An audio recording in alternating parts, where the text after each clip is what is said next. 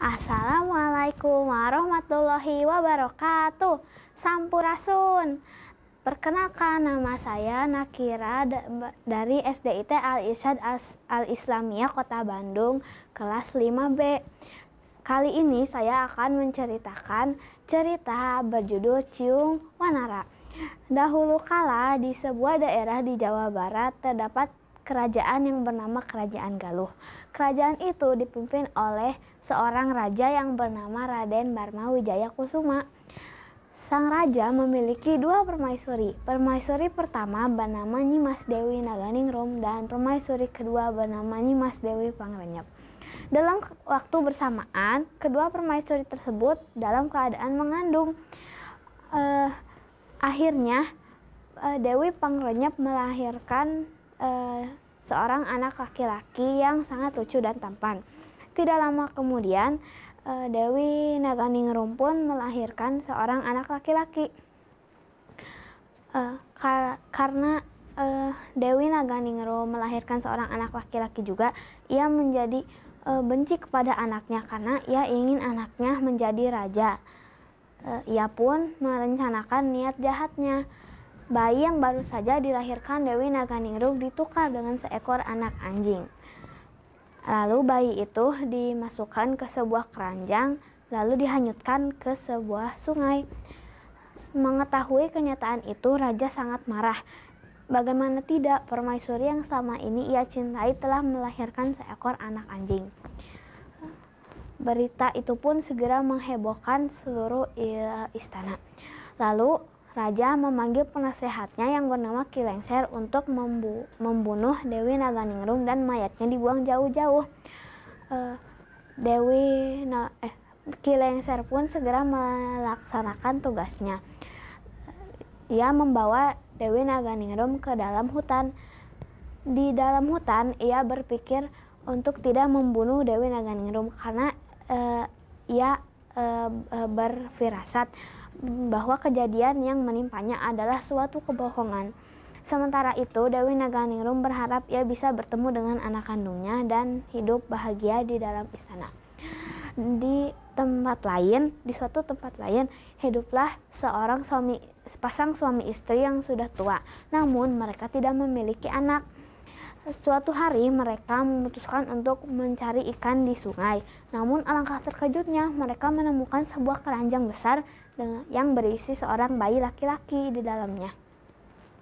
Mereka pun sangat bahagia dan berpikir bahwa inilah jawaban atas semua doanya.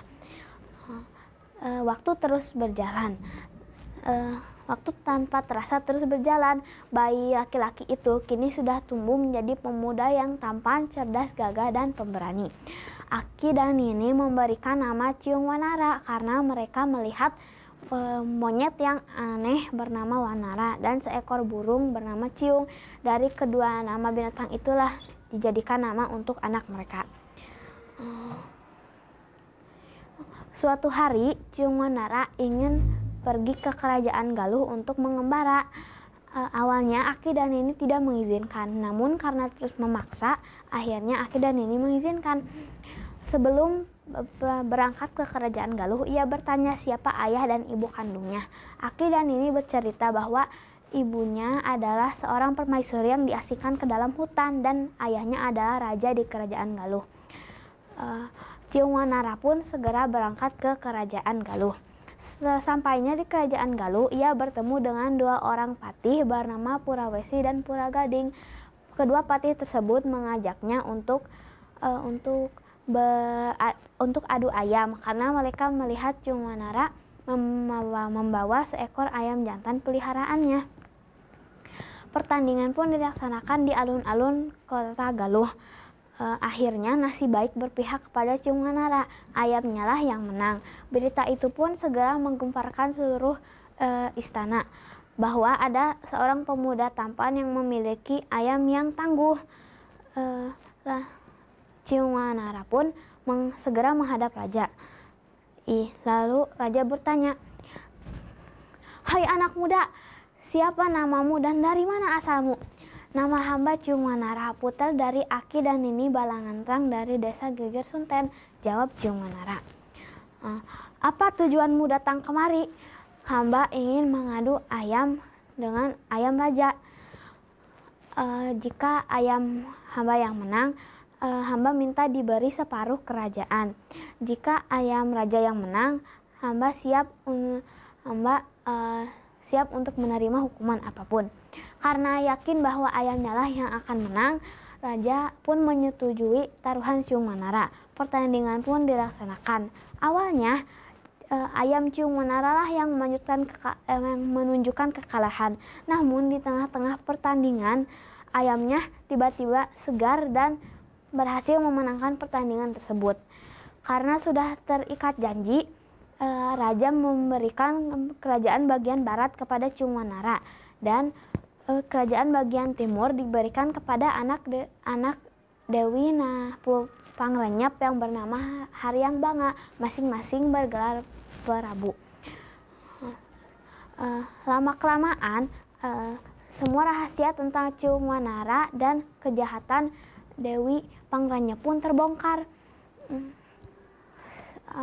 Setelah mengetahui bahwa ibu kandungnya masih hidup dan diasingkan di dalam hutan, Ciung Manara pun segera menjemput ibu kandungnya dan kedua orang tua angkatnya.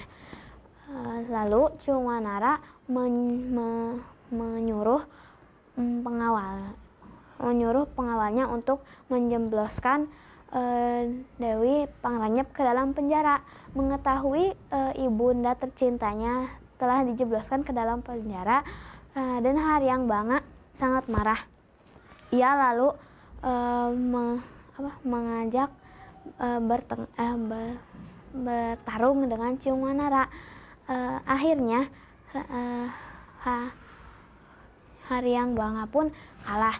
Lalu Ciung Manara melemparkan tubuh Haryang Banga hingga melewati sungai Cipamali.